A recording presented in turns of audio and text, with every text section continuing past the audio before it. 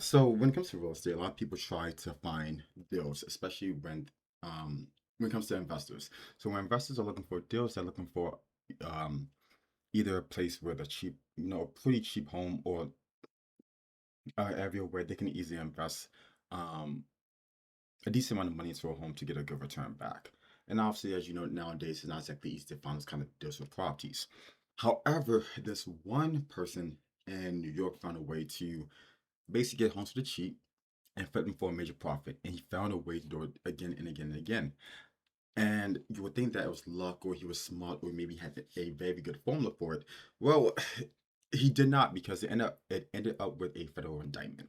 So basically, there was this guy in New York. He was an investor. So he found a finesse that was not legal uh, as to how he got properties for the cheap. So he would find homes in foreclosure. He would reach out to the owners and basically work out a deal with them. He would pay them a small amount of money so that he could work with those people. What he did was he got them to sell their homes through him. And he would have them sell their homes for a little bit less than what it was worth or what they can only get for it. So let me back up. So some backstory here is when a home is thrown in foreclosure, banks try to sell it for some type of profit to try to capture some money back from the sale.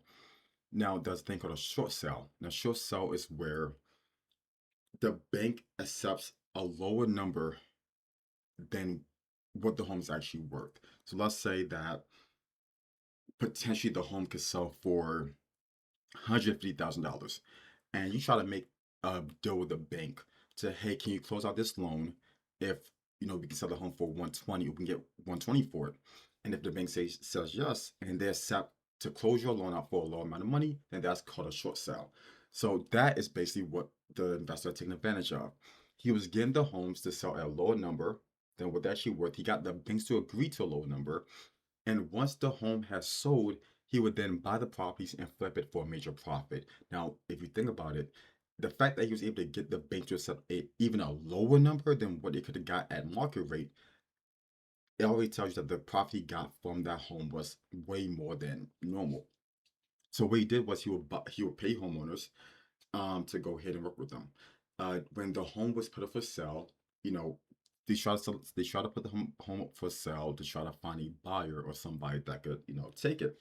He would do a multitude of things to avoid getting a buyer to come in at the price or even like at a higher number.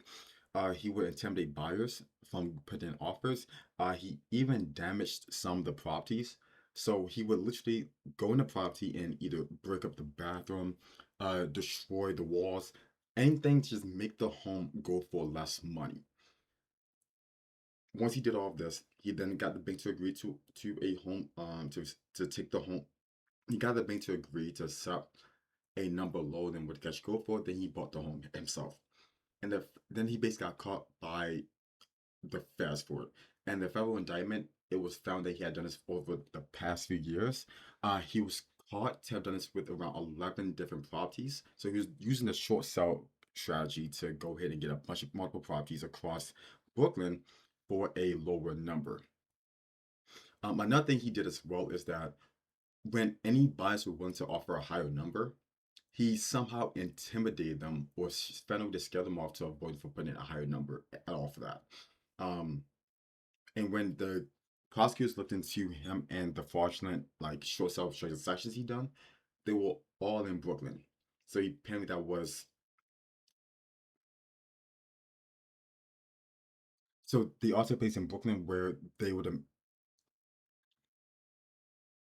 so when the government took a look at so when he got caught by the government when he got caught by the government, they said this wasn't a one-time thing. They saw that the majority they saw that this happened every single time in Brooklyn. And when you look into his background, he had multiple LLCs and real estate companies all based in Brooklyn.